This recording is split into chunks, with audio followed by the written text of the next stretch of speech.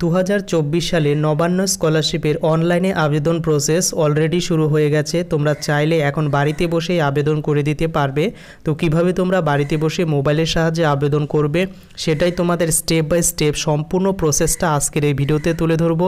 কাজেই ভিডিওটি সম্পূর্ণ দেখো এবং তার সঙ্গে কি কি ডকুমেন্টস লাগবে, কিভাবে তোমরা প্রত্যেকটি ডকুমেন্টস কালেক্ট করবে। তো চলো ইন ডিটেলসে তোমাদের সঙ্গে ভিডিওতে শেয়ার করছি। সর্বপ্রথম তোমাদের জানিয়ে রাখি যে নবান্ন স্কলারশিপ প্রিভিয়াস বছরগুলিতে অফলাইনে আবেদন চললেও 2 বছর থেকে কিন্তু অনলাইনে আবেদন প্রসেস শুরু হয়েছে। তাই তোমরা এখন কিন্তু বাড়িতে বসেই এই নবান্ন স্কলারশিপের জন্য আবেদন করে দিতে পারো।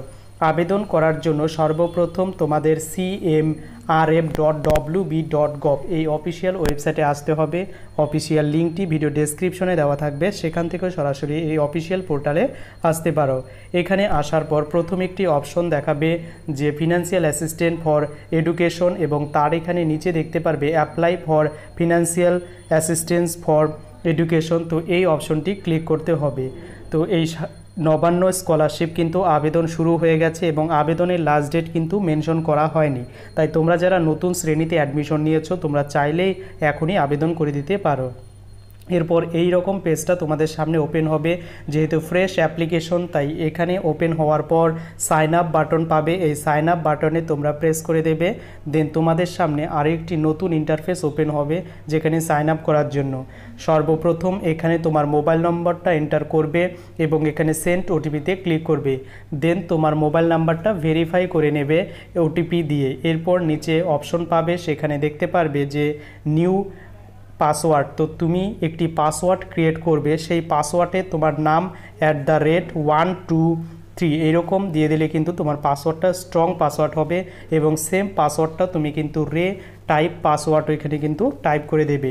এবং এখানে আসার পর নিচে সিকিউরিটি যে কোডটা আছে বা ক্যাপচার কোড, এই সংখ্যাগুলো তোমাকে হুবাহু এখানে ফিল করতে হবে। সিকিউরিটি ক্যাপচারটা এন্টার করার পর নিচে সাইন আপ একটি বাটন পাবে। এই সাইন আপ বাটনে প্রেস করবে।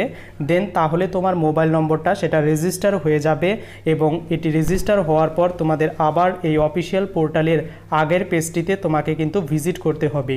এবার এখানে ভিজিট করার পর তোমার যে মোবাইল নাম্বারটা ছিল সেটা এখানে এন্টার করতে হবে এবং যে পাসওয়ার্ডটা ক্রিয়েট করেছো সেটা এন্টার করে নিচে যে সংখ্যাগুলো দেখতে পাচ্ছ এখানে এন্টার করতে হবে। এগুলো সম্পূর্ণ ফিল আপ করার পর নিচে একটি অপশন দেখতে পারবে লগ ইন বাটন। এই লগ ইন বাটনে প্রেস করার সঙ্গে সঙ্গে তোমাদের সামনে এইরকম ইন্টারফেসটা ওপেন হবে। তো এখানে কিভাবে আবেদন করবে বা কি কি ডকুমেন্টস লাগবে এখানে কিন্তু ইন ডিটেলসে দেওয়া রয়েছে। তো এখানে কি কি ডকুমেন্টস লাগছে, প্রথমত তোমার ক্লাস 10-এর অ্যাডমিট কার্ড, তোমার গার্জিয়ানের নাম, তোমার এজ, তোমার ক্লাস 10-এর রোল নম্বর, তোমার পিন অ্যাড্রেস টোটাল, তোমার মোবাইল নম্বর যেটা দিয়ে আবেদন করবে, তোমার ইমেল আইডি অপশনাল এবং তোমার ব্যাঙ্ক অ্যাকাউন্ট ডিটেলস। এই কয়েকটি ডকুমেন্টস কিন্তু লাগবে।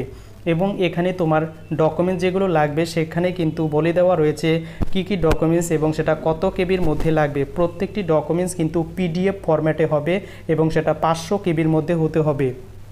প্রথমে তোমাদের কি লাগবে, চিফ মিনিস্টার ফিনান্সিয়াল অ্যাসিস্ট্যান্টের জন্য তোমার একটা সেলফ ডিক্লারেশন, দ্বিতীয়ত এমএলএ বা এমপির কাছ থেকে একটা রিকমেন্ডেশন, তারপর তোমার ইনকাম সার্টিফিকেট লাগবে, সেলফ ডিক্লারেশন লাগবে যে তুমি অন্য কোনো স্কলারশিপে বা আবেদন করনি, ক্লাস 10-এর তোমার অ্যাডমিট কার্ড লাগবে।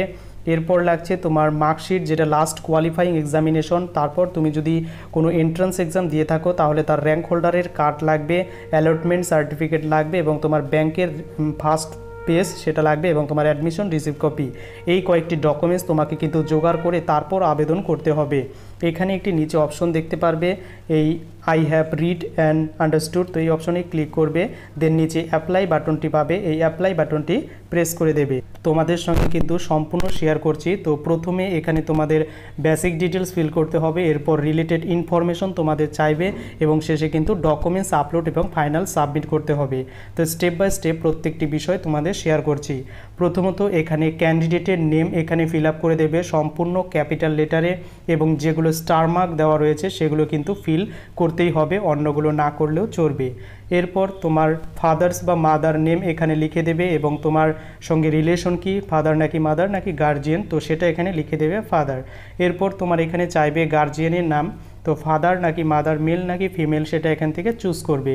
এরপর তোমার এখানে এজটা লিখে দেবে, তোমার কত বছর বয়স যেটা তোমার রোল নম্বরে লেখা আছে সেখান অনুযায়ী বা তোমার বার্থ সার্টিফিকেট আছে সেই অনুযায়ী তোমার কিন্তু জন্ম যে বছর সেটা কিন্তু এখানে এন্টার করে দেবে, কত বছর বয়স। এরপর তোমার ক্লাস 10-এর রোল নম্বরটা এখান থেকে এন্টার করবে। তো এখানে কি বলা হয়েছে, তোমার যদি রোল নম্বর এইরকম এক্সাম্পল হয়, রোল এবং নম্বর আলাদা হয়, তাহলে কি করবে, সিম্পলি রোল নম্বর যদি আলাদা হয় সেক্ষেত্রে রোল এবং নম্বরটা পাশাপাশি এন্টার করে দেবে, কোনো রকম প্রবলেম হবে না।